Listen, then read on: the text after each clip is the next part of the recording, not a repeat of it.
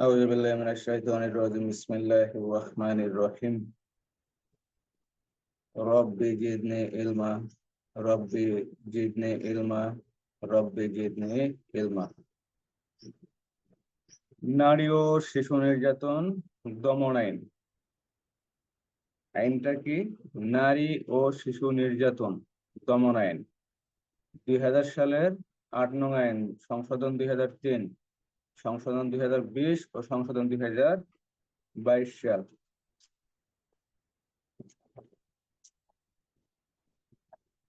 কতদিন পর্যন্ত পড়া হয়েছিল? 4 ধারা পর্যন্ত। 4, আমরা 1 থেকে 4 পর্যন্ত রিভাইজ করব, তারপরে নতুন পড়া করবো ইনশাআল্লাহ। ধারা 1, ধারা 1 সংক্ষিপ্ত শিরোনাম। এই আইন নারী ও শিশু নির্যাতন আইন 2000 নামে অভিহিত হবে, অর্থাৎ নারী ও শিশু নির্যাতন আইন দমন আইন 1 ধারায় বলা হয়েছে এই আইন নারী ও শিশু নির্যাতন দমন আইন 2000 নামে অভিহিত হবে। ধারা 2 বিভিন্ন বিষয়ের সংজ্ঞা। অপহরণ, ধর্ষণ, যৌতুক। অপহরণ, ধর্ষণ, নবজাতক নারী, যৌতুক। ধারা 4, 4-1 বলা হয়েছে ক্ষয়কারী, দহনকারী বিষাক্ত পদার্থ দ্বারা সংগঠিত অপরাধের শাস্তি। ধারা 4-1 যদি কোনো ব্যক্তি ক্ষয়কারী, দহনকারী বিষাক্ত পদার্থ দ্বারা কোনো নারী বা শিশুর মৃত্যু ঘটায় বা মৃত্যু ঘটানোর চেষ্টা করে, তাহলে তিনি মৃত্যুদণ্ড, যাবজ্জীবন সশ্রম কারাদণ্ড এবং অতিরিক্ত 1 লক্ষ টাকা অর্থদণ্ডে দণ্ডনীয় হবে। তাহলে এই সকল ক্ষয়কারী, দহনকারী বিষাক্ত পদার্থ দ্বারা যদি কোনো ব্যক্তি মৃত্যু ঘটায়, মানে মেরে ফেলে বা মেরে ফেলার চেষ্টা করে, তাহলে তার শাস্তি হবে মৃত্যুদণ্ড, যাবজ্জীবন সশ্রম কারাদণ্ড অথবা এবং সেই সাথে অতিরিক্ত 1 লক্ষ টাকা অর্থদণ্ড। ধারা 4-2 ক খুবই গুরুত্বপূর্ণ। ধারা 4 খুবই গুরুত্বপূর্ণ। ধারা 4-2 ক যদি কোনো ব্যক্তি ক্ষয়কারী, দহনকারী বিষাক্ত পদার্থ দ্বারা কোনো নারী বা শিশুকে এমন ভাবে আঘাত করে যার ফলে তার দৃষ্টিশক্তি, শ্রবণ শক্তি, মুখমণ্ডল, স্তন বা যৌনাঙ্গ বিকৃত হয় বা নষ্ট হয়, তাহলে তার শাস্তি হবে মৃত্যুদণ্ড, যাবজ্জীবন সশ্রম কারাদণ্ড এবং অতিরিক্ত 1 লক্ষ টাকা অর্থদণ্ড। তাহলে ধারা 4-1 আর 4-2 ক একই শাস্তি। মেরে ফেললে যে শাস্তি আর মেরে ফেলার চেষ্টা করলে সেই শাস্তি। সেই সাথে যদি কোনো ব্যক্তি শ্রবণ শক্তি, দৃষ্টিশক্তি, মুখমণ্ডল, স্তন বা যৌনাঙ্গ বিকৃত করে, তাহলে সেক্ষেত্রেও শাস্তি একই হবে। ধারা 4-2 খ যদি কোনো ব্যক্তি ক্ষয়কারী, দহনকারী বিষাক্ত পদার্থ দ্বারা এমন ভাবে আঘাত করে যার ফলে শরীরের কোনো অঙ্গ প্রত্যঙ্গ বা গ্রন্থি বা শরীরের কোনো অংশ বিকৃত হয় বা নষ্ট হয় অথবা শরীরে আঘাত পায়, ঠিক আছে, এগুলো নিক্ষেপ করার কারণে দেখা গেল শরীরে আঘাত পাইছে, তাহলে তার শাস্তি হবে সর্বোচ্চ 14 বছর, অনধিক 14 বছর, আর অনন্য 7 বছর সশ্রম কারাদণ্ড এবং 50,000 টাকা অর্থদণ্ড। ধারা 4-2 খ ধারা 4-3 ধারা 4-3 যদি কোনো ব্যক্তি ক্ষয়কারী, দহনকারী বিষাক্ত পদার্থ দ্বারা কোনো নারী বা শিশুর উপর নিক্ষেপ করে, অর্থাৎ ছুঁড়ে মারে, নিক্ষেপ করে বা নিক্ষেপের চেষ্টা করে, যার ফলে মানসিক, শারীরিক অথবা অন্য কোনো ক্ষতি না হলেও যদি কোনো প্রকার ক্ষতি নাও হয় সেক্ষেত্রে তাদের শাস্তি হবে সর্বোচ্চ 7 বছর এবং সর্বনিম্ন 3 বছর সশ্রম কারাদণ্ড এবং অতিরিক্ত 50,000 টাকা অর্থদণ্ড।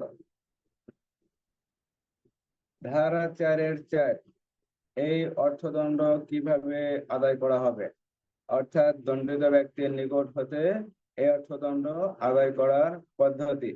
ধারা 4-4 দণ্ডিত ব্যক্তির নিকট হতে অথবা তার বিদ্যমান সম্পদ হতে বা দণ্ডিত ব্যক্তি যদি মারা যায়, ঠিক আছে, দণ্ডিত ব্যক্তি যদি মারা যায় তাহলে তার রেখে যাওয়া সম্পদ হতে আদায় করে ক্ষতিগ্রস্ত ব্যক্তিকে বা ক্ষতিগ্রস্ত ব্যক্তির মৃত্যু হলে, ক্ষতিগ্রস্ত ব্যক্তির যদি মৃত্যু হয় তাহলে আইনানুগ উত্তরাধিকারীকে প্রদান করতে হবে।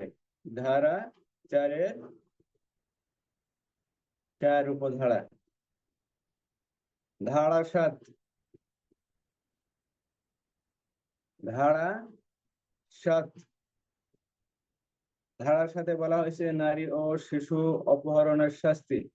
নারী ও শিশু অপহরণের শাস্তি। অপহরণের সংজ্ঞা পড়ছিলাম 2-র খতে অপহরণ করছিলাম। আর অপহরণের শাস্তি হবে 7 ধারায়। যদি কোনো ব্যক্তি কোনো নারী বা শিশুকে পাচারের উদ্দেশ্য ব্যতীত, অর্থাৎ দেশের বাইরে যে পাচার করে দেয়, মানব পাচার, দেশের বাইরে যে মানুষকে পাচার করা হয়, সেই পাচারের উদ্দেশ্য ব্যতীত কোন নারী বা শিশুকে আটক করে, কোন নারী বা শিশুকে অপহরণ করে, কোন নারী বা শিশুকে অপহরণ করে, তাহলে অপরাধী ব্যক্তি যাবজ্জীবন কারাদণ্ড বা অনন্য 14 বছর সশ্রম কারাদণ্ড এবং অতিরিক্ত অর্থদণ্ড হবে। তাহলে ধারা 7 বলছে নারী ও শিশু অপহরণের শাস্তি। যদি কোনো ব্যক্তি নারী বা শিশুকে পাচারের উদ্দেশ্য ব্যতীত অন্য কোনো উদ্দেশ্যে কোনো নারী বা শিশুকে অপহরণ করে, কোনো নারী বা শিশুকে অপহরণ করে, তাহলে অপরাধী ব্যক্তি যাবজ্জীবন কারাদণ্ড অথবা অনন্য 14 বছর সশ্রম কারাদণ্ড, অর্থাৎ 14 বছরের কম হবে না এমন সশ্রম কারাদণ্ড এবং অতিরিক্ত অর্থদণ্ডে দণ্ডনীয় হবে। তাহলে ধারার সাথে বলছে যদি কোনো ব্যক্তি কোনো নারী বা শিশুকে পাচারের উদ্দেশ্য ব্যতীত, অর্থাৎ তার উদ্দেশ্য তাকে নারী বা শিশুকে পাচার করা নয়, অর্থাৎ দেশের বাইরে পাচার করবে না, অন্য কোনো উদ্দেশ্য থাকতে পারে, বা মুক্তিপণ আদায়ের উদ্দেশ্য থাকতে পারে, বা অন্য কোনো উদ্দেশ্যে যদি কোনো নারী বা শিশুকে অপহরণ করে, ঠিক আছে, তাহলে তার শাস্তি হবে সর্বোচ্চ যাবজ্জীবন সশ্রম কারাদণ্ড, সর্বনিম্ন 14 বছর সশ্রম কারাদণ্ড অথবা অতিরিক্ত সেই সাথে অতিরিক্ত অর্থদণ্ড। ধারা 7 ধারা 7 বোঝা গেল?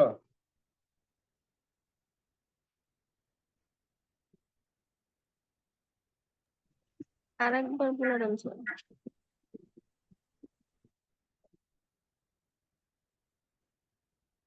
তাহলে ধারার সাথে কি বলছে, যদি কোনো ব্যক্তি পাচারের উদ্দেশ্য ব্যতীত অন্য কোনো উদ্দেশ্যে, এখানে উদ্দেশ্যটা পাচার করা নয়, ঠিক আছে, যদি পাচার করার উদ্দেশ্য থাকে তাহলে আবার মানব পাচার আইনে অপরাধ হবে। এই নারী ও শিশু নির্যাতন আইনে অপরাধটা তখন আর থাকবে না, ঠিক আছে। যদি পাচার করার যদি ইচ্ছা থাকে তাহলে সেটা আবার মানব পাচার আইনে অপরাধ হবে, নারী শিশু নির্যাতন আইনে না। তাহলে ধারার সাথে বলা হয়েছে যদি কোনো ব্যক্তি পাচারের উদ্দেশ্য ব্যতীত অন্য কোনো উদ্দেশ্য কি হতে পারে, অপহরণ করে যদি আটকে যদি রাখে, অপহরণ যদি করে, সেখানে অপহরণ করার উদ্দেশ্য কি হতে পারে, মেরে ফেলার উদ্দেশ্য হতে পারে, বা মুক্তিপণ আদায়ের উদ্দেশ্য হতে পারে, অথবা আর কোনো যদি তার ইচ্ছা থাকে তাহলে সে উদ্দেশ্য হতে পারে, বা ধর্ষণ করার উদ্দেশ্য হতে পারে, ঠিক আছে। এরূপ পাচার ব্যতীত অন্য কোনো উদ্দেশ্য যদি কোনো নারী বা শিশুকে অপহরণ করে তাহলে ওই ব্যক্তির শাস্তি হবে যাবজ্জীবন কারাদণ্ড অথবা অনূর্ধ্ব 14 বছর সশ্রম কারাদণ্ড এবং অতিরিক্ত অর্থদণ্ড। ধারা 7 ক্লিয়ার? জি স্যার।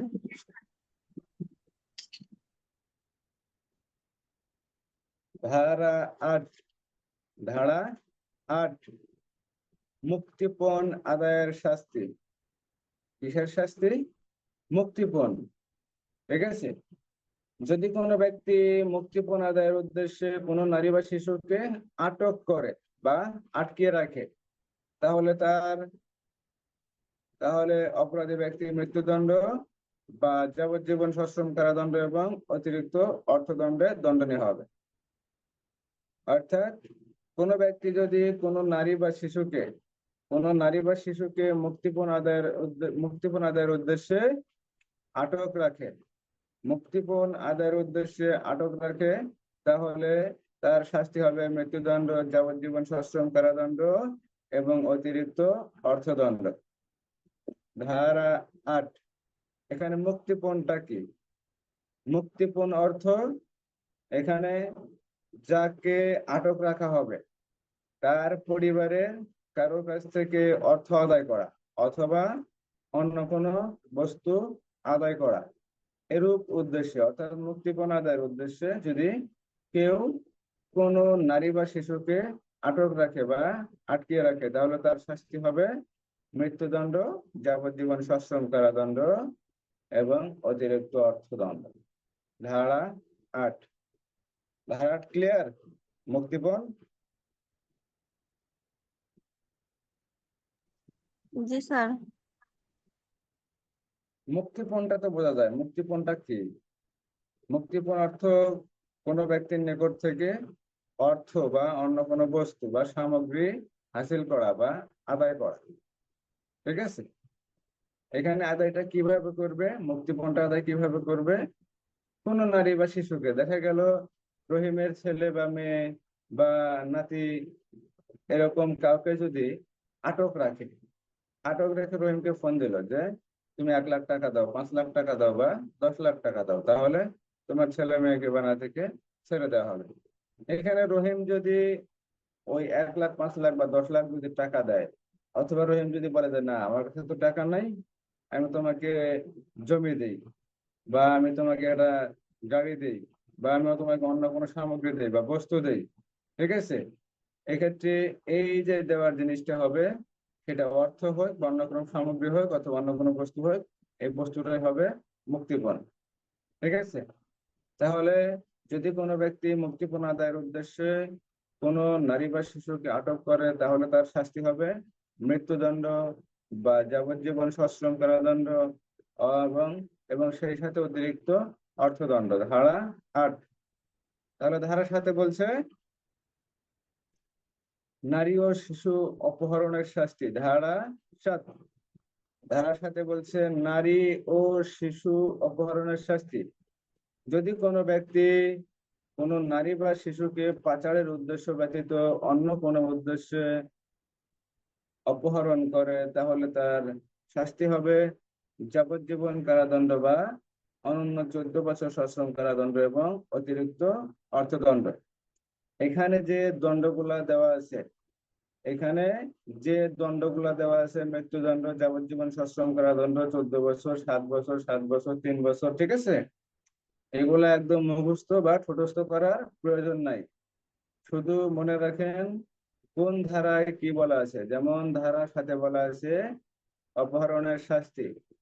প্রশ্ন হতে পারে ক কে অপহরণ করছে, এখানে ক কোন ধারায় অপরাধ করছে, ঠিক আছে, বা কি ক এর অপরাধ কি, তখন আপনার অ্যান্সার লিখবেন ক যেহেতু কে অপরাধ করছে, সেহেতু নারী ও শিশু নির্যাতন দমন আইন এর 7 ধারা অনুযায়ী যদি কোনো ব্যক্তি কোনো নারীকে অপহরণ করে, তাহলে পাচারের উদ্দেশ্য ব্যতীত যদি কোনো নারীকে অপহরণ করে, তাহলে সেই ক্ষেত্রে তার অপরাধ হবে 7 ধারায়, নারী ও শিশু নির্যাতন দমন আইন 7 ধারা।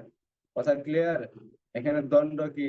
যাবজ্জীবন সশ্রম কারাদণ্ড, 14 বছর কারাদণ্ড, মৃত্যুদণ্ড, 1 লক্ষ বা 50,000 টাকা অর্থদণ্ড, এগুলা দেওয়া কোনো প্রয়োজন নাই। শুধু মনে রাখেন ধারাটা কি বলছে। ধারার সাথে বলছে নারী ও শিশু অপহরণের শাস্তি। ধারা 7। কথা ক্লিয়ার? নারী ও শিশু অপহরণের শাস্তি ধারা 7।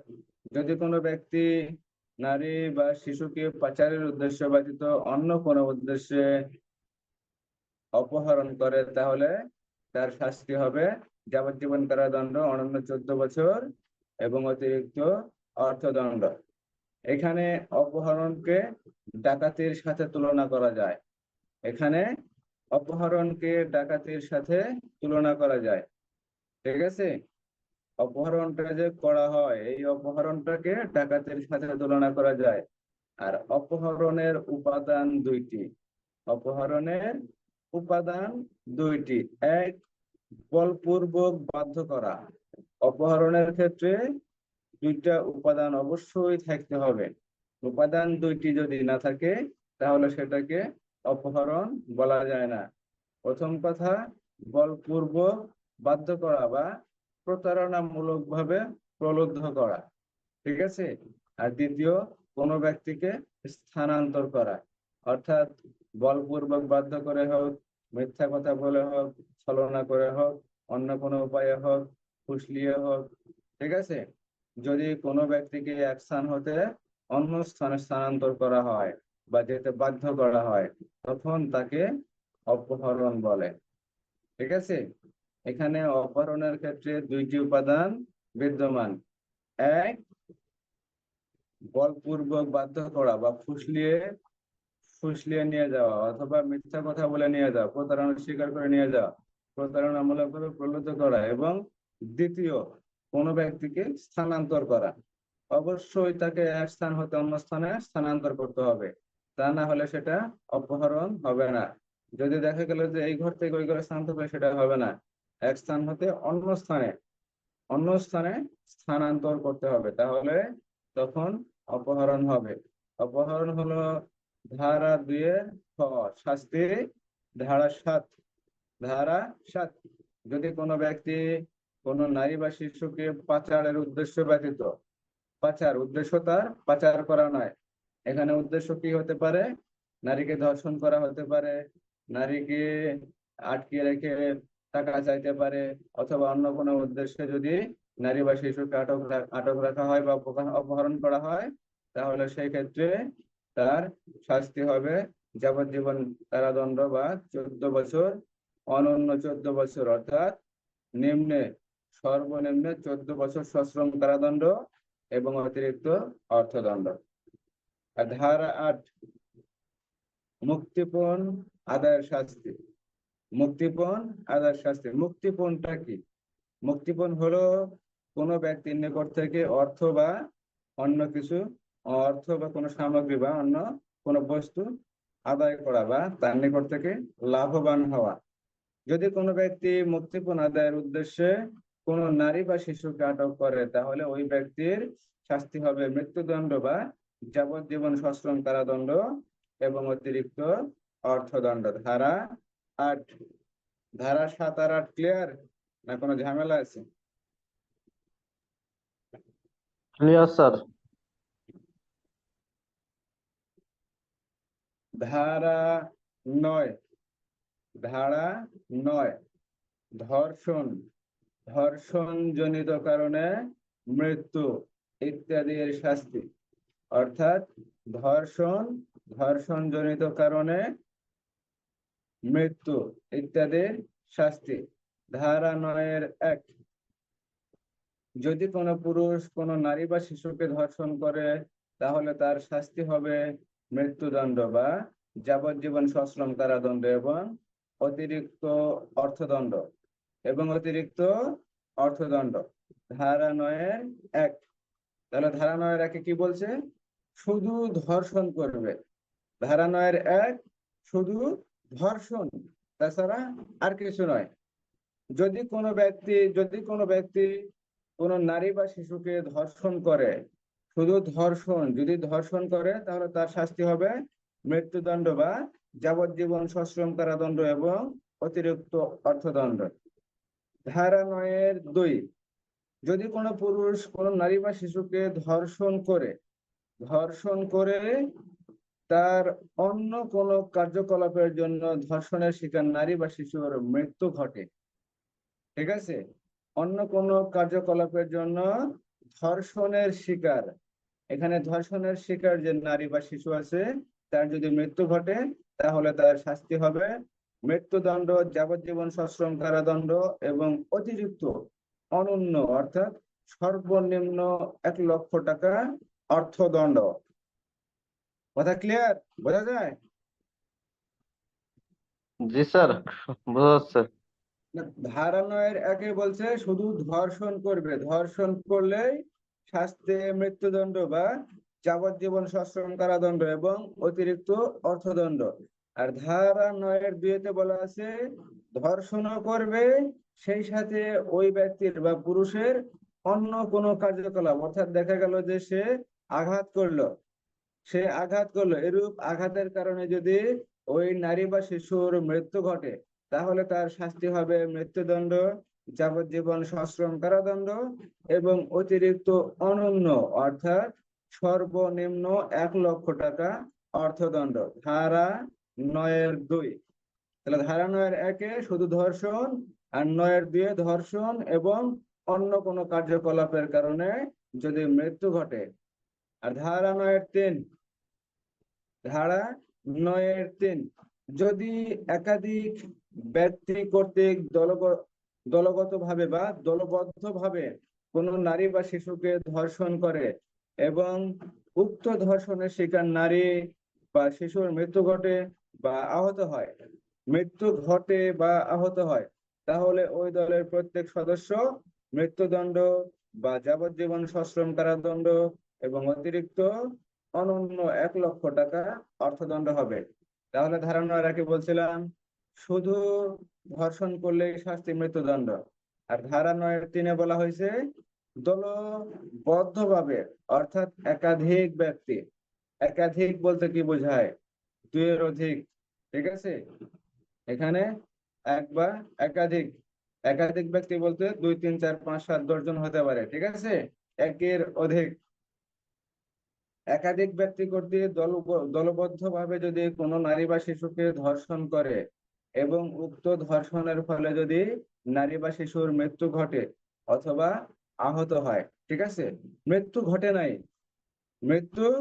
নাই কিন্তু আহত হয়েছে, সেক্ষেত্রেও শাস্তি হবে মৃত্যুদণ্ড, যাবজ্জীবন সশ্রম কারাদণ্ড এবং অনন্য 1,00,000 টাকা অর্থদণ্ড। ধারা 9-এর 3।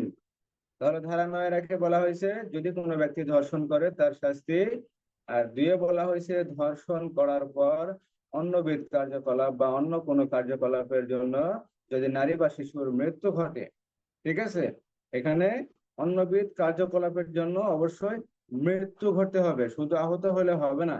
এখানে যদি মৃত্যু ঘটে তাহলে তার শাস্তি হবে মৃত্যুদণ্ড, যাবজ্জীবন সশ্রম কারাদণ্ড এবং অনন্য নিম্নে 1,00,000 টাকা অর্থদণ্ড।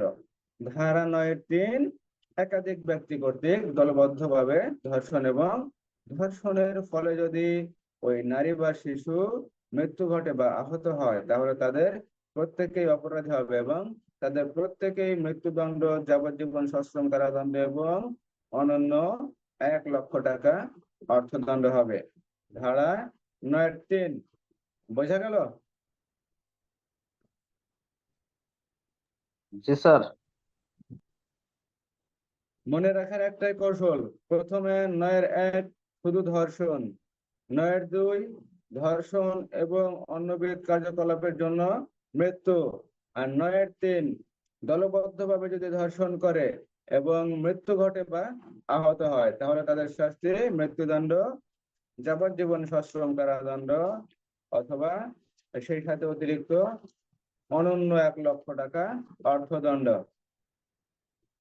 ধারা 9-এর 4-এর ক, ধারা 9-এর 4-এর ক, 1, 2, 3 তারপরে 4-এর ক, যদি কোনো ব্যক্তি কোনো নারী বা শিশুকে ধর্ষণ করে মৃত্যু ঘটানোর চেষ্টা করে বা আহত করার চেষ্টা করে তাহলে তার শাস্তি হবে মৃত্যুদণ্ড বা যাবজ্জীবন সশ্রম কারাদণ্ড এবং অতিরিক্ত অর্থদণ্ড। ঠিক আছে,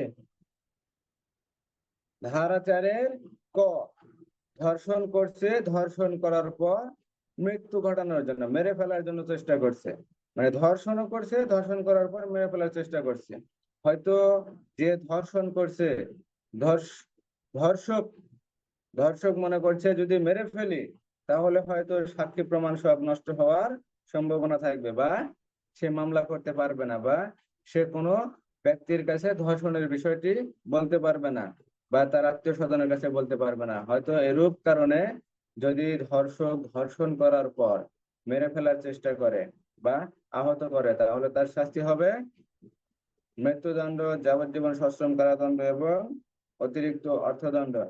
এখানে ধর্ষণ হয়, ধর্ষণ হলেই ওই ব্যক্তির, অপরাধীর শাস্তি হবে মৃত্যুদণ্ড, যাবজ্জীবন সশ্রম কারাদণ্ড এবং অর্থদণ্ড। ধারা 9-এর একে বলা আছে।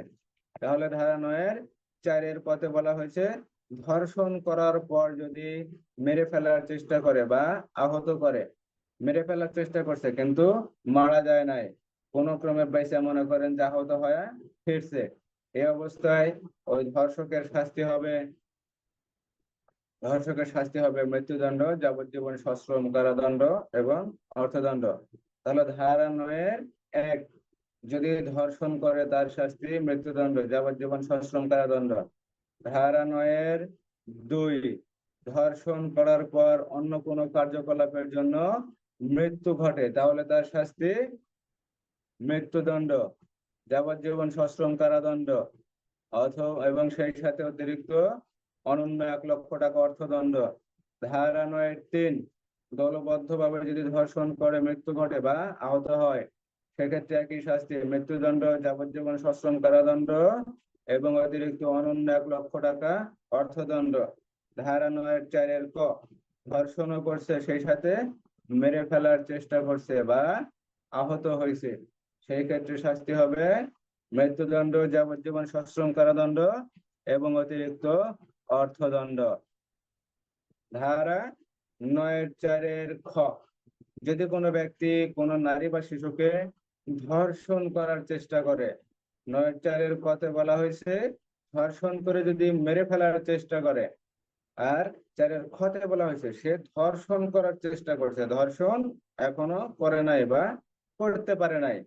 অর্থাৎ কোন নারী বা শিশুকে ধর্ষণ করতে গেছে, সেই সময় জনগণ তাকে উদ্ধার করছে, অথবা ধর্ষক অন্য কোনো কারণে ধর্ষণ করতে পারে নাই, সে ধর্ষণের চেষ্টা করছিল, ঠিক আছে, এই শুধু চেষ্টা করার জন্য তার শাস্তি হবে অনধিক 10 বছর, অর্থাৎ 10 বছরের অধিক নয়, অনন্য 5 বছর, 5 বছরের কম হবে না এবং অতিরিক্ত অর্থদণ্ড হবে। তাহলে যদি কোনো ব্যক্তি কোনো নারী বা শিশুকে শুধু ধর্ষণের চেষ্টা করে, ধর্ষণ করতে পারে নাই, অর্থাৎ ধর্ষক এখানে সফলতা হয় নাই, ধর্ষণ করতে পারে নাই, ঠিক আছে, যখনই ধর্ষণ করতে পারবে না শুধু ধর্ষণের চেষ্টাটা হবে, তখন শাস্তি হবে সর্বোচ্চ 10 বছর, সর্বনিম্ন 5 বছর সশ্রম কারাদণ্ড এবং অতিরিক্ত অর্থদণ্ড। ধারা 9-এর 4-এর খ। ধারা 9-এর 4-এর খ বোঝা গেল? জি স্যার। আর ধারা 9-এর 1, যদি কোনো ব্যক্তি ধর্ষণ করে। ধারা 9-এর 2, ধর্ষণ করার পর অন্য কোনো কার্যকলাপের জন্য মৃত্যু ঘটায়। 4-এর 3, যদি দলবদ্ধভাবে ধর্ষণ করে তাহলে প্রত্যেক ব্যক্তি মৃত্যুদণ্ড, যাবজ্জীবন সশ্রম কারাদণ্ড এবং অতিরিক্ত অনন্য 1 লক্ষ অর্থদণ্ড। এখানে যে অর্থদণ্ড হবে, এখানে প্রত্যেক অপরাধী ব্যক্তি 1 লক্ষ টাকা করে অর্থদণ্ড দেবেন, সমষ্টিগতভাবে না। দেখা গেল 10 জন মিলে ধর্ষণ করছে, 10,000 করে 1 লাখ দেবে, সেটা না, এখানে প্রত্যেকেই 1 লাখ করে টাকা দেবে ধর্ষণের জন্য, ঠিক আছে, পৃথক পৃথক ভাবে এই অর্থদণ্ড আদায় অনন্য করা হবে। স্যার, অনন্য এখানে বলতে মানে প্রত্যেকের 1 শাস্তি লাখের। হবে মৃত্যুদণ্ড, যাবজ্জীবন সশ্রম কারাদণ্ড। ধারা স্যার 9-এর হ্যালো 4-এর ক, স্যার, অনন্য 1 লক্ষ, অনন্য বলতে 1 লক্ষর নিচে না নাকি?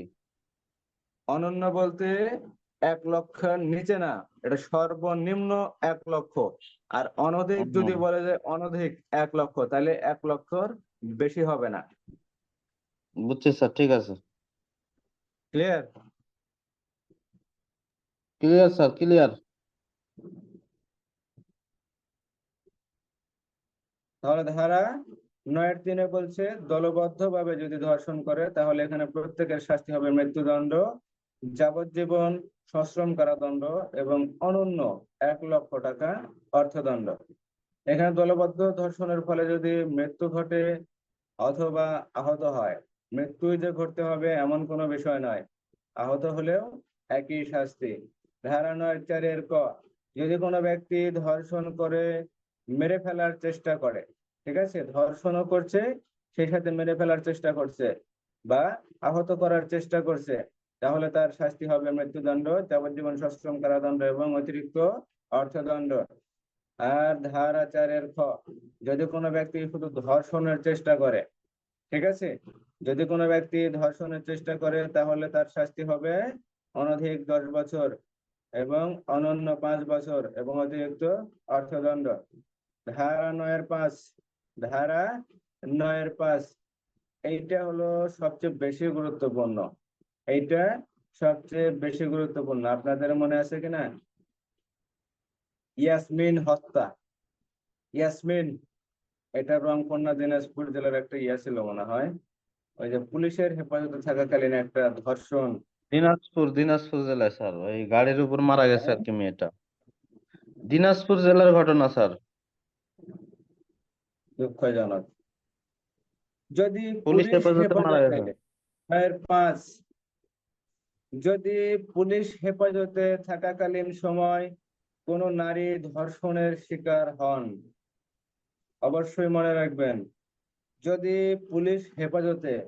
পুলিশের হেফাজতে আছে, এরূপ অবস্থায় যদি কোনো নারী ধর্ষণের শিকার হন, তাহলে যারা দায়িত্বরত থাকা অবস্থায় বা যাদের হেফাজতে থাকাকালীন ধর্ষণ সংঘটিত হয়েছে, সেই ব্যক্তি বা ব্যক্তিগণ প্রত্যেকে ভিন্ন রূপ যদি প্রমাণিত না হয়, ঠিক আছে, অন্য কিছু যদি প্রমাণিত না হয়, তাহলে হেফাজতে ব্যর্থতার জন্য সর্বোচ্চ 10 বছর বা নিম্নে 5 বছর সশ্রম কারাদণ্ড এবং অতিরিক্ত অনন্য 10,000 টাকা অর্থদণ্ড হবে।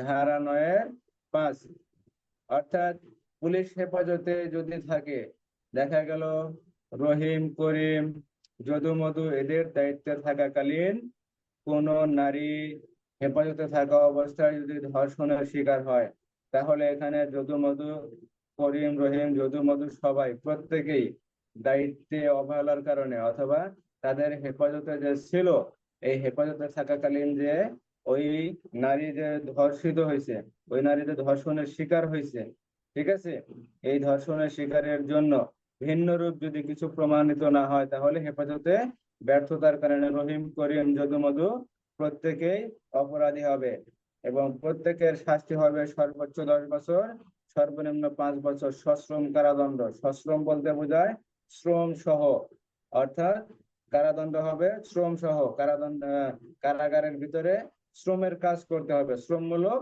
কাজ করতে হবে এবং অতিরিক্ত অনন্য 10,000 টাকা অর্থদণ্ড। ধারা 9-5, ধারা 9-5, ধারা 9-5 এক কথায় যাদের হেফাজতে থাকবে, এখানে হেফাজতে যারা দায়িত্ব থাকবে তাদের ব্যর্থতার শাস্তি। কথা বোঝা গেল? জি স্যার। তাহলে ধারা 9-1, যদি কোনো ব্যক্তি কোনো নারী বা শিশুকে ধর্ষণ করে তার শাস্তি হবে মৃত্যুদণ্ড। 9-2, যদি কোনো ব্যক্তি ধর্ষণ করে তার অন্যবিধ কার্যকলাপের জন্য কোনো নারী বা শিশুর মৃত্যু ঘটায় অথবা আহত হয়, আহত হয় না, মৃত্যু ঘটায়, তাহলে তার শাস্তি হবে মৃত্যুদণ্ড বা যাবজ্জীবন সশ্রম কারাদণ্ড এবং অতিরিক্ত অনন্য 1,00,000 টাকা অর্থদণ্ড। 9-3 বলা হয়েছে দলবদ্ধভাবে যদি কোনো নারী বা শিশুকে ধর্ষণ করে এবং উক্ত ধর্ষণের ফলে যদি নারী বা শিশুর মৃত্যু ঘটে বা আহত হয়, তাহলে তার শাস্তি হবে মৃত্যুদণ্ড, যাবজ্জীবন সশ্রম কারাদণ্ড এবং অতিরিক্ত অনন্য 1,00,000 অর্থদণ্ড। ধারা 4 ক, ধর্ষণের পর মৃত্যু ঘটানোর চেষ্টা করে বা আহত হয়, মৃত্যু ঘটানোর চেষ্টা করে বা আহত হয়। আর 4-এর খতে বলা হয়েছে যদি ধর্ষণের চেষ্টা করে। এখানে চেষ্টা হবে দুই রকম। একটা হলো ধর্ষণ করে মৃত্যু ঘটানোর চেষ্টা, আর একটা চেষ্টা হবে ধর্ষণের চেষ্টা। ঠিক আছে, 9-4 ধারায় দুইটা চেষ্টা থাকবে। একটা চেষ্টা হলো ধর্ষণ করার পর মৃত্যু ঘটানোর বা আহত করার চেষ্টা, আর 4-এর খতে হবে ধর্ষণের চেষ্টা। ধর্ষণ করার জন্য যে চেষ্টা করবে তার শাস্তি হবে মৃত্যুদণ্ড, যাবজ্জীবন সশ্রম কারাদণ্ড। ভুল বললাম, তার শাস্তি হবে অনধিক 10 বছর এবং অনন্য 5 বছর এবং অতিরিক্ত অর্থদণ্ড। ধারা 5, এখানে যাদের হেফাজতে থাকবে, হেফাজতে থাকাকালীন যদি কোনো নারী ধর্ষণের শিকার হয়, তাহলে হেফাজতে ব্যর্থতার জন্য তাদের প্রত্যেকেই অপরাধী হবে এবং তাদের শাস্তি হবে সর্বোচ্চ 10 বছর, সর্বনিম্ন 5 বছর এবং অতিরিক্ত 10,000 টাকা অর্থদণ্ড। অনন্য অনন্য অর্থাৎ 10,000 টাকার কম হবে না, বেশি হতে পারে, 10, 20, 30, 50, 1 লাখ। ঠিক আছে, তাহলে ধারা 9-এর 5, ধারা 9-এর 5 ক্লিয়ার?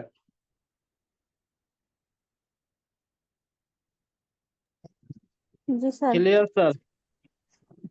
বুঝতে কোনো সমস্যা আছে? তাহলে ধারা 7-এ বলছে নারী ও শিশু অপহরণের শাস্তি। ধারা 2-এর খতে বলা আছে অপহরণ। ধারা 2-এর খ অপহরণের সংজ্ঞা আর অপহরণের শাস্তি। ধারা 7, যদি কোনো ব্যক্তি কোনো নারী বা শিশুকে পাচারের উদ্দেশ্য ব্যতীত, উদ্দেশ্যটা হবে পাচার করা নয়, অন্য কোনো উদ্দেশ্য, মেরে ফেলা বা ধর্ষণ করা অথবা অন্য কোনো উদ্দেশ্য ওই ব্যক্তির থাকতে পারে, এরূপ কোনো উদ্দেশ্যে যদি কোনো নারী বা শিশুকে অপহরণ করে, তাহলে তার শাস্তি হবে যাবজ্জীবন কারাদণ্ড বা অনন্য 14 বছর সশ্রম কারাদণ্ড এবং অতিরিক্ত অর্থদণ্ড। এখানে অপহরণ হতে গেলে অপহরণকে ডাকাতের সাথে তুলনা করা যায়। সেই সাথে অপহরণ হওয়ার ক্ষেত্রে দুটি বিষয় অবশ্যই বিদ্যমান থাকতে হবে। এক, ওই ব্যক্তিকে বাধ্য করে বা বল প্রয়োগ করে অথবা প্রতারণামূলক ভাবে প্রলুব্ধ করে অথবা ফুসলিয়ে অথবা মিথ্যা কথা বলে যে কোনো ভাবেই হোক তাকে অন্য কোনো স্থানে স্থানান্তর করা। তাহলে 1, বলপূর্বক বাধ্য করা এবং 2, অন্য কোনো স্থানে ওই ব্যক্তিকে স্থানান্তর করা। এই দুইটা বিষয় বিদ্যমান থাকলে সেটা অপহরণ হবে, তাছাড়া অপহরণ হবে না। ধারা 8, মুক্তিপণ আদায়ের শাস্তি। যদি কোনো ব্যক্তি কোনো নারী বা শিশুকে আটক করে মুক্তিপণ আদায়ের উদ্দেশ্যে যদি কোনো নারী বা শিশুকে আটক করে, তাহলে তার শাস্তি হবে মৃত্যুদণ্ড, যাবজ্জীবন সশ্রম কারাদণ্ড এবং অতিরিক্ত অর্থদণ্ড। ধারা 9, ধর্ষণ জনিত মৃত্যু ইত্যাদির শাস্তি। তাহলে ধারা 9 বলছে, 9 মূল বিষয়টা কি? ধর্ষণ জনিত মৃত্যু, ধর্ষণের চেষ্টা ইত্যাদির শাস্তি। ধারা 9-1, যদি কোনো ব্যক্তি ধর্ষণ করে তার শাস্তি হবে মৃত্যুদণ্ড, যাবজ্জীবন সশ্রম কারাদণ্ড এবং অতিরিক্ত অর্থদণ্ড। ধারা 9-2, ধর্ষণ করার পর অন্যবিধ কার্যকলাপের জন্য যদি মৃত্যু ঘটে, তাহলে তার শাস্তি হবে মৃত্যুদণ্ড, যাবজ্জীবন সশ্রম কারাদণ্ড এবং অতিরিক্ত অনন্য 1 লক্ষ অর্থদণ্ড। 3-এ বলা হয়েছে দলবদ্ধভাবে যদি ধর্ষণ করে এবং উক্ত ধর্ষণের ফলে যদি নারীর মৃত্যু ঘটে বা আহত হয়, তাহলে প্রত্যেকের শাস্তি হবে, প্রত্যেক ব্যক্তির বা প্রত্যেক অপরাধীর বা প্রত্যেক ধর্ষকের অপরাধের শাস্তি হবে মৃত্যুদণ্ড, যাবজ্জীবন সশ্রম কারাদণ্ড এবং অতিরিক্ত অনন্য 1 লক্ষ অর্থদণ্ড। 4-এর পদে বলা হয়েছে ধর্ষণ করার পর যদি মেরে ফেলার চেষ্টা করে, এখানে অন্যবিধ চেষ্টা থাকবে। ঠিক আছে, যদি চেষ্টা করে মেরে ফেলার চেষ্টা করে বা আহত করার চেষ্টা করে, তাহলে তার শাস্তি হবে মৃত্যুদণ্ড, যাবজ্জীবন সশ্রম কারাদণ্ড এবং অতিরিক্ত অর্থদণ্ড। আর 4-এর খতে বলা হয়েছে যদি কোনো ব্যক্তি ধর্ষণের চেষ্টা করে, ঠিক আছে, এখানে মেরে ফেলাও না, আহত করাও না, শুধু ধর্ষণের চেষ্টা করছে, তাহলে তার শাস্তি হবে 10 বছর অথবা 5 বছর এবং অতিরিক্ত অর্থদণ্ড। ধারা 9-5, ধারা 9-5-এ বলা হয়েছে হেফাজতে থাকাকালীন, সেটা পুলিশ অফিসার হোক বা অন্য কোনো সরকারি সংস্থা হোক বা অন্য কোনো বেসরকারি সংস্থা হোক, ঠিক আছে, সেই হেফাজতে থাকা অবস্থায় যদি কোনো নারী ধর্ষণের শিকার হয়, তাহলে হেফাজতে যারা দায়িত্বরত ছিলেন, ওই নারীর হেফাজতের দায়িত্বে যারা ছিলেন অথবা যারা দায়িত্বরত ছিলেন, তারা প্রত্যেকেই অপরাধী হবেন। যদি ভিন্নরূপ কিছু প্রমাণ না হয়, তাহলে হেফাজতে ব্যর্থতার জন্য প্রত্যেক ব্যক্তি সর্বোচ্চ 10 বছর, সর্বনিম্ন 5 বছর এবং অতিরিক্ত অনন্য 10,000 টাকা অর্থদণ্ড হবে। ধারা 9-5। ধারা 9 ক। ধারা 9 ক। ধারা 9 পরে ধারা 9 ক। নারীর আত্মহত্যায় প্ররোচনার ইত্যাদির শাস্তি। ঠিক আছে, নারীর আত্মহত্যায়, অর্থাৎ কোনো নারী আত্মহত্যা করবে, এরূপ আত্মহত্যার ক্ষেত্রে যদি কোনো ব্যক্তির প্ররোচনা থাকে, তাহলে তার শাস্তি কি হবে? যদি কোনো ব্যক্তি ইচ্ছাকৃতভাবে কোনো কার্য দ্বারা কোনো নারীর সম্মতি ব্যতীত বা তার ইচ্ছার বিরুদ্ধে সম্ভ্রম হানি করে, যার ফলে ওই নারী আত্মহত্যা করে, তাহলে আত্মহত্যার প্ররোচনা করার অপরাধে অপরাধী হবেন। তাহলে নারীর আত্মহত্যার প্ররোচনার অপরাধে ওই ব্যক্তি অপরাধী হবেন। ধারা 9-ক। ধারা 9-ক। প্ররোচনা করা অর্থাৎ সহায়তা করা। ঠিক আছে, ওই নারী যদি আত্মহত্যা করে, এই আত্মহত্যার ক্ষেত্রে যদি কোনো পুরুষের এটা কি প্ররোচনা উড়িয়া থাকে, হিসাব করতে কইছে?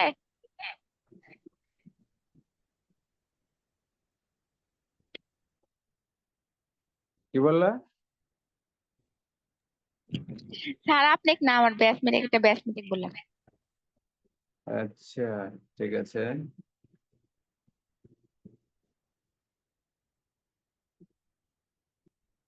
তাহলে ধারা 9-ক, নারীর আত্মহত্যায় যদি প্ররোচনা দেয়, প্ররোচনাটা কি? প্ররোচনা কিভাবে দেওয়া যায়? ঠিক আছে, দেখা গেল নারীর সম্ভ্রম হানি করছে তার সম্মতি ব্যতীত, তার ইচ্ছার ব্যতীত। ঠিক আছে, অর্থাৎ শ্লীলতাহানি করছে। ঠিক আছে, এই ক্ষেত্রে নারী এই সম্ভ্রম হানির জন্য, নারীর এই সম্ভ্রম হানির জন্য সে যা গলায় ফাঁস নিয়ে মারা গেছে বা বিষ খায়া মারা গেছে, আত্মহত্যা করছে। ঠিক আছে, এই আত্মহত্যার ক্ষেত্রে ওই ব্যক্তি প্ররোচনা দিছে বলে গণ্য হবে এবং সে অপরাধী হবে। ধারা 9-ক। ধারা 9-ক। ধারা 9-ক বিস্তারিত বলতে বোঝায় যদি কোনো ব্যক্তি ইচ্ছাকৃতভাবে কোনো কাজ দ্বারা, ঠিক আছে, কোনো কাজ কি হতে পারে? একটা নারীর সম্ভ্রম হানি হওয়ার ক্ষেত্রে কি হতে পারে? যদি কোনো ব্যক্তি ইচ্ছাকৃতভাবে কোনো কার্য দ্বারা কোনো নারীর সম্মতি ব্যতীত, ঠিক আছে, সম্মতি ব্যতীত বা নারীর ইচ্ছার বিরুদ্ধে সম্ভ্রম হানি করে, যার ফলে ওই নারী আত্মহত্যা করে, ওই নারী আত্মহত্যা করে, তাহলে আত্মহত্যার প্ররোচনা করার অপরাধে ওই ব্যক্তি অপরাধী হবে এবং তার শাস্তি হবে অনধিক 10 বছর, অনন্য 5 বছর সশ্রম কারাদণ্ড এবং অতিরিক্ত অর্থদণ্ড। এখানে ধর্ষণের চেষ্টার যে শাস্তি, ধর্ষণ করার চেষ্টার যে শাস্তি, সেই সেম শাস্তি হবে আত্মহত্যায় প্ররোচনা করার ক্ষেত্রে শাস্তি। ধারা 9-ক। তাহলে ধারার সাথে বলছে যদি অপহরণ করে, তাহলে অপহরণের শাস্তি ধারা 7। অপহরণ দুইটা ক্ষেত্রে বিদ্যমান, দুইটা বিষয় অবশ্যই অপহরণের ভিতরে বিদ্যমান থাকবে। 1, কোনো ব্যক্তিকে বল প্রয়োগ করা। 2, কোনো ব্যক্তিকে স্থানান্তর করা। ঠিক আছে, অবশ্যই বল প্রয়োগ করা থাকতে হবে, প্রলুব্ধ করা থাকতে হবে বা ফুসলিয়ে। আর একটা বিষয় থাকবে, কোনো ব্যক্তিকে স্থানান্তর করা, এক স্থান হতে অন্য স্থানে যেতে বাধ্য করা। ধারা 8, মুক্তিপণ আদায়ের শাস্তি। যদি কোনো ব্যক্তি মুক্তিপণ আদায়ের উদ্দেশ্যে কোনো নারী বা শিশুকে আটক রাখে, কোন নারী বা শিশুকে আটক রাখে, তাহলে তার শাস্তি হবে মৃত্যুদণ্ড, যাবজ্জীবন সশ্রম কারাদণ্ড এবং অতিরিক্ত অর্থদণ্ড। ধারা 9। ধারা 9, ধর্ষণ এবং ধর্ষণ জনিত কারণে মৃত্যু ইত্যাদির শাস্তি। ধারা 9-1 যদি ধর্ষণ করে তার শাস্তি। ধারা 9-2 ধর্ষণ করার ফলে অন্যবিধ কার্যকলাপের জন্য যদি মৃত্যু ঘটে, তাহলে তার শাস্তি। ধারা 9-3 দলবদ্ধভাবে যদি ধর্ষণ করে, তাহলে উক্ত ধর্ষণের ফলে যদি মৃত্যু ঘটে বা আহত হয়, তাহলে তার শাস্তি কি হবে? মৃত্যুদণ্ড, যাবজ্জীবন সশ্রম কারাদণ্ড এবং অনন্য 1 লক্ষ টাকা অর্থদণ্ড। 9-4 ক, ধর্ষণ করার পর যদি মেরে ফেলার চেষ্টা করে বা আহত করার চেষ্টা করে তাহলে তার শাস্তি। 9-4 খ, যদি ধর্ষণেরই চেষ্টা করে তাহলে তার শাস্তি। 9-5, হেফাজতে থাকাকালীন কোন নারী যদি হেফাজতে থাকাকালীন ধর্ষণের শিকার হয় তাহলে হেফাজতের যারা দায়িত্বে ছিলেন বা যারা দায়িত্বরত ছিলেন ভিন্নরূপ যদি কিছু প্রমাণিত না হয় তাহলে প্রত্যেকে হেফাজতে ব্যর্থতার জন্য অপরাধী হবেন। সেক্ষেত্রে তাদের শাস্তি হবে সর্বোচ্চ 10, সর্বনিম্ন 5 এবং অতিরিক্ত সর্বনিম্ন 10,000 টাকা অর্থদণ্ড। ধারা 9 ক, কোন নারীর আত্মহত্যায় প্ররোচনার শাস্তি। অর্থাৎ যদি কোনো ব্যক্তি কোনো নারীকে তার ইচ্ছার বিরুদ্ধে বা তার সম্মতি ব্যতীত সম্ভ্রম হানি করে যার ফলে উক্ত নারী আত্মহত্যা করে তাহলে ওই ব্যক্তি আত্মহত্যায় প্ররোচনার অপরাধে অপরাধী হবে।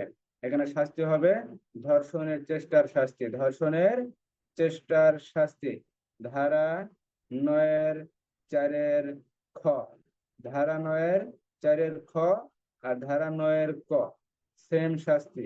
ঠিক আছে, তাহলে ধারা 7 থেকে ধারা 9 ক বুঝতে কোনো সমস্যা আছে কোনো ধারায়?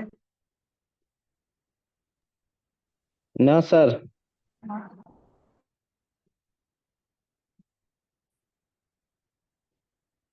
কারো কোনো সমস্যা নাই? না স্যার। তাহলে ধারা 10